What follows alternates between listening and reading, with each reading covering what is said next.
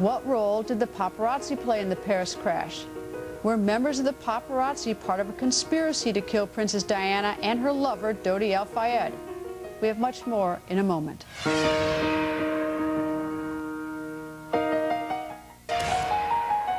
On August 31st, 1997, Princess Diana and Dodi Al-Fayed left the Ritz Hotel in Paris shortly after midnight.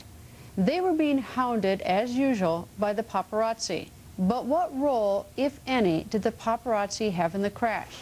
We spoke with Virginie Bardet, who is the lawyer representing two of the photographers who were arrested the night of the crash. All the photographers that have been charged by the French judge, they are not involved in the accident, and the judge say they haven't done any fault. Do you know anything at all about this Fiat, this white car? Do you have any information about it at all?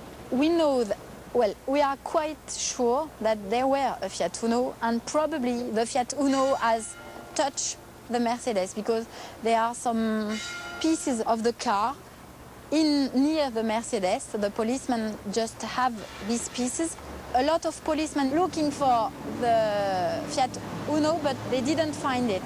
But anyway, Henri Paul was always drunk, and anyway, he drove too fast. So perhaps there could be a part of responsibility of the Fiat Uno, but anyway, it doesn't stop the responsibility of Henri Paul.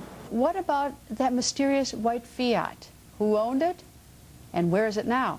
There was a Norwegian paparazzi who lived for a long time in France called Andersen.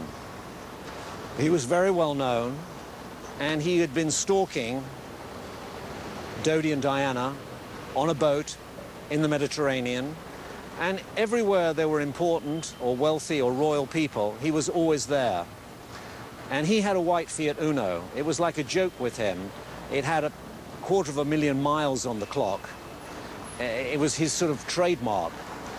And on that night, Andersen says he wasn't here in the square. Was or was not? Was not. And he says that at 5 o'clock in the morning, he took a plane from Orly Airport to go to Corsica. But the interesting thing about Andersen is that he later died in a car that was set alight on a military training area in central France. It was said to be suicide, but the doors of the car were locked. And it is a fact that when suicides take place in cars, the suicide never locks the car. It's a phenomenon which pathologists will tell you it doesn't happen.